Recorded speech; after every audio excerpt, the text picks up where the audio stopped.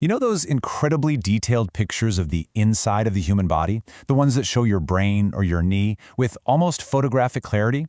Ever wonder how doctors get those images without a single cut, without any harmful x-rays? Well, today, we're going to pull back the curtain on one of modern medicine's absolute marvels, magnetic resonance imaging, or MRI. Let's figure out how this thing actually works.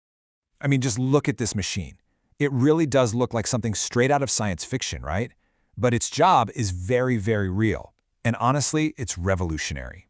Think of it like a window into the human body.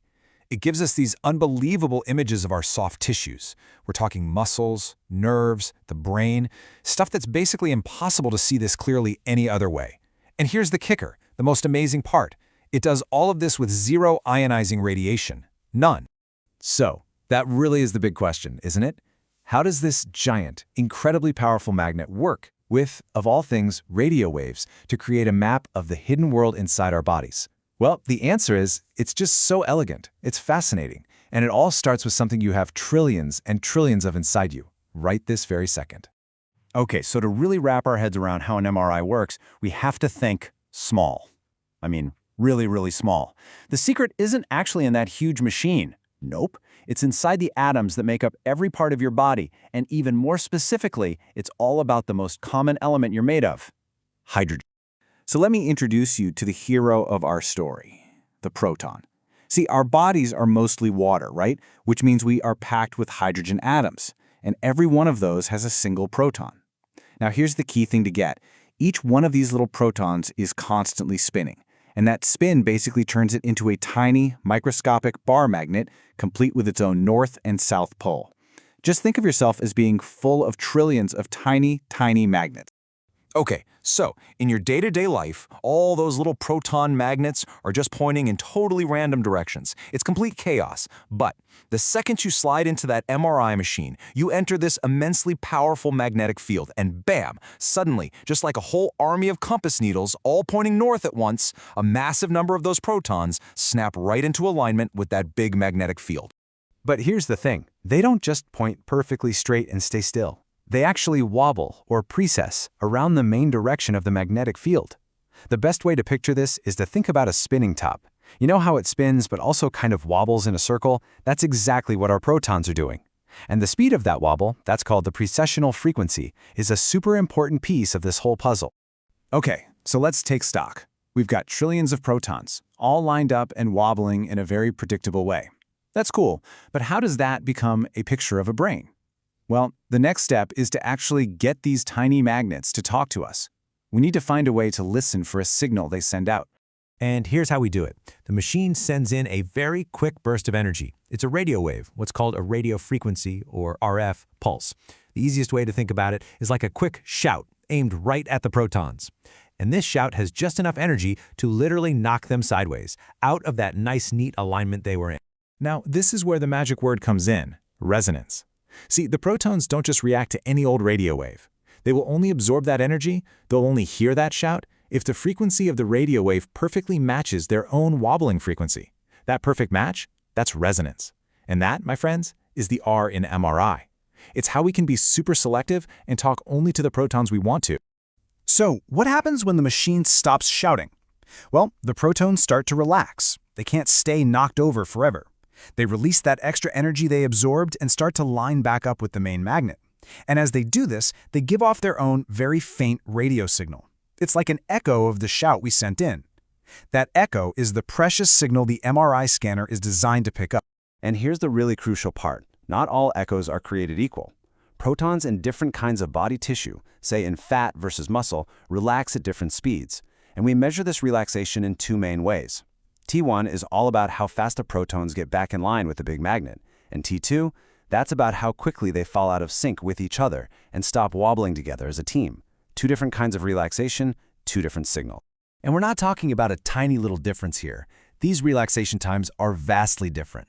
In our bodies, the T1 relaxation time is usually somewhere between 2 and 10 times longer than the T2 time. And that massive difference, that's the secret sauce. That's what allows the machine to create contrast and tell one type of tissue apart from another. All right, so the machine has listened to these invisible echoes. It's collected all this data about different relaxation speeds from all the different tissues. Now comes the grand finale, turning all of that raw physics data into a detailed picture that a doctor can actually look at and understand. So what the operators do is tune the machine to create images that emphasize either the T1 or the T2 signals. Think of it this way. T1 weighted images are fantastic for showing anatomy, the beautiful detailed structure of the brain, for example. But T2 weighted images, they are amazing for spotting when something's wrong. Things like swelling, an injury, or a tumor. Basically anything with a high water content will light up bright white, making it really easy to spot.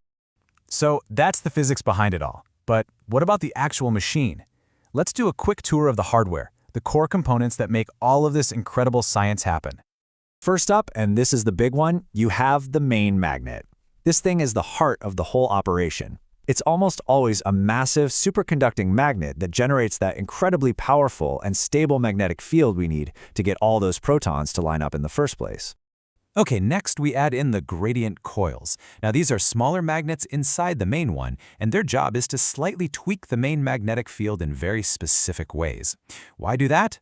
Well, by changing the field strength just a little bit from head to toe and side to side, they make protons in different locations wobble at slightly different speeds. This is brilliant because it lets the computer pinpoint exactly where each echo came from. It's basically the machine's GPS system creating that 3D map.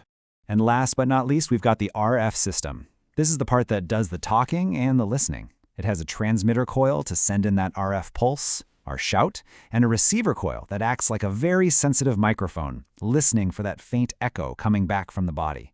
So there you have it, the main magnet, the gradient coils, and the RF system. That's the core trio inside every single MRI machine. Okay, now we absolutely have to talk about safety.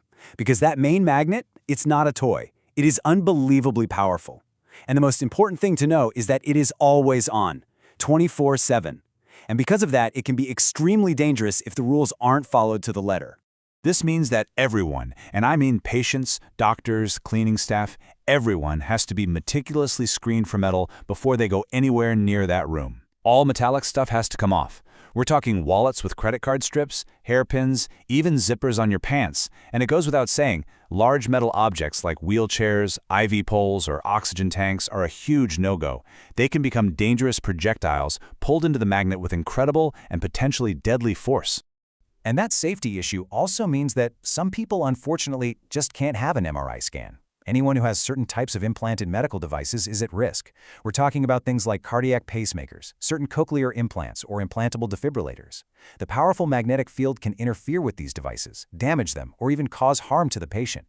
It is an absolute critical no-go. So when you boil it all down, MRI is a phenomenal tool, but it's got its own set of pros and cons. On the plus side, it's huge, zero ionizing radiation, and the detail you get in soft tissue is just unmatched. But on the downside, the scans can take a long time. They can be pretty loud, the machines themselves cost a fortune, and you know what? It's actually not very good for looking at things like dense bone. So there you have it. Through this beautiful, intricate dance between physics and biology, we can now get the very atoms inside us to reveal their secrets. We can literally paint a detailed picture of our own inner world without ever making a cut. And if this is what's possible today, it just makes you stop and wonder,